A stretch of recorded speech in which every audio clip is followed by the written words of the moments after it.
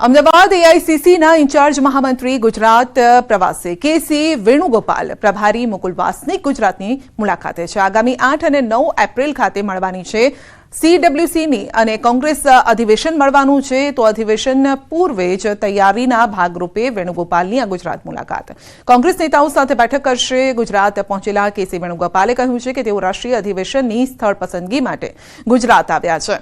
તેઓએ કહ્યું છે કે અમે અને ગુજરાત ગાંધીજી સરદારના વારસાને લઈ આગળ વધી રહ્યા છે।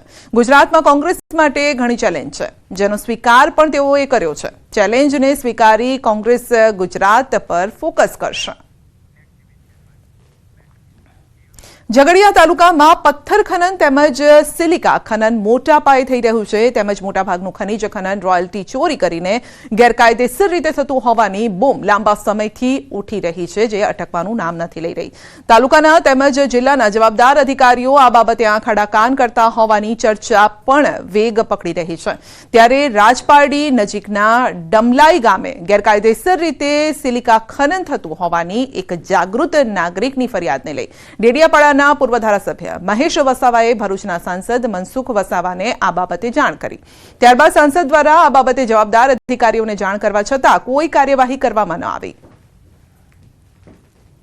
અમે જનતા રેડ સિલિકાની જે ચોરી થઈ છે ડમલાઈ ખાતે ઝઘડિયા તાલુકાની અંદર અમને જ્યારે માહિતી આપવામાં આવી, એક જાગૃત નાગરિક તરીકે ડમલાઈના એક માણસે આપી અને પોતાનું નામ નથી આપ્યું, પણ એમને વિડીયો અને અમને અપલોડ કર્યા અને મેં રાતે ને રાતે માન્ય આપણા સાંસદ સભ્ય શ્રી એમને મારા સોશિયલ મીડિયાથી એમને મેં લખીને મોકલ્યો, વિડીયો મોકલ્યા ને એમને તરત પછી ટ્વીટ કરીને એમણે અધિકારીઓને જાણ કરી, છતાં બી આજ દિન સુધી અધિકારીઓ આ સ્થળ પર આવ્યા નથી।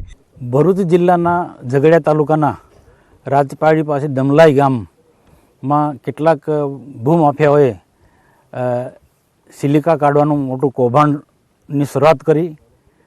એ માહિતી ઝઘડિયાના આગેવાન અને ડેડિયાપાડાના પૂર્વ ધારાસભ્ય શ્રી મહેશભાઈ વસાવા અને મને મળી તમે બંને લોકોએ આ જે ઘટના છે, જે મોટું કૌભાંડ છે, એને બહાર લાવવા માટે પ્રયત્નો કર્યા અને મારો હજુ પણ સ્પષ્ટ આક્ષેપ છે, મારા ગ્રુપમાં તો મેં વાત મૂકી જ છે, મારો સ્પષ્ટ આક્ષેપ છે આ જે પ્રકારે જે આ ખનિજ ચોરી થાય છે એમાં પ્રથમ જવાબદાર એ વિસ્તારની પંચાયત જવાબદાર છે, બીજા વિસ્તાર એના મામલતદાર જવાબદાર છે, ટીડીઓ જવાબદાર છે, પ્રાંત અધિકારી જવાબદાર અને પોલીસ પણ જવાબદાર છે।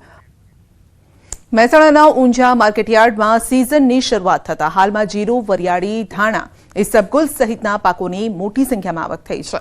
તો જીરાની 30 થી 32 હજાર બોરીની રોજની આવક છે, વરિયાળીની 7,000 થી 8,000 બોરીની આવક છે।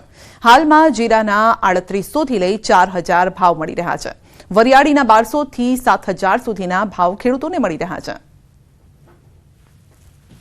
હાલ જીરામાં 30 થી 32 હજાર જેવી આવક નોંધાઈ છે અને 3800 થી 4,000 જેવા ભાવ ખરા અને એક્સપોર્ટ ક્વોલિટીના 4500 આસપાસના ખરા।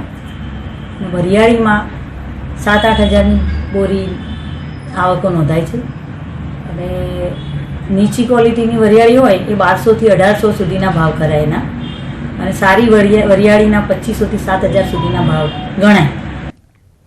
ભાવનગર શહેરમાં બારમાસી મસાલાનું વેચાણ જિલ્લા સહિતના ગ્રામ્ય વિસ્તારોમાં શરૂ થઈ ચૂક્યું છે। મસાલાની સિઝન ખુલતા જ વેચાણ શરૂ થઈ ગયું છે। આ વખતે ગત વર્ષની તુલનાએ તમામ મસાલાઓમાં 20% વધુ ભાવ ઘટાડો જોવા મળ્યો છે અને છતાં હજુ પણ ગ્રાહકો જોવા નથી મળી રહ્યા। ભાવનગરના મસાલા માર્કેટમાં મંદી સાથે બારમાસી મસાલાનો સંગ્રહ કરતા લોકો ખરીદી કરતા જોવા મળ્યા નથી। વેપારીઓનું કહેવું છે કે સમાજનો મોટાભાગનો વર્ગ આર્થિક સંકળામણમાંથી પસાર થઈ રહ્યો છે। મસાલા ખરીદી માટે લાઈન લાગતી તેના બદલે ગ્રાહકની રાહ જોવી પડે છે। કેટલાક વેપારીઓ એવું પણ માની રહ્યા છે કે મોટાભાગની ગૃહિણીઓ હોળી પછી ખરીદી કરતી હોય છે, તો ગ્રાહકો હોળી બાદ ખરીદી કરવા માટે નીકળશે તેવી આશા છે।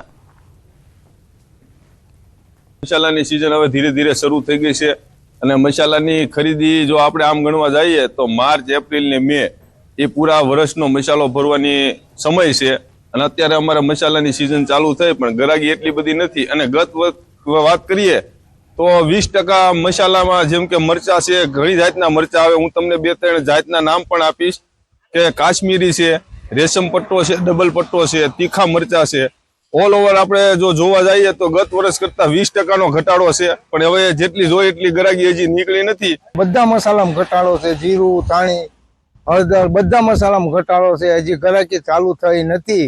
હવે આ કાંઈક પરીક્ષાઓ પૂરી થાય ને ગ્રાહકી ચાલુ થાય. અને આ મરચાંનો અમારે 11 વર્ષથી છે.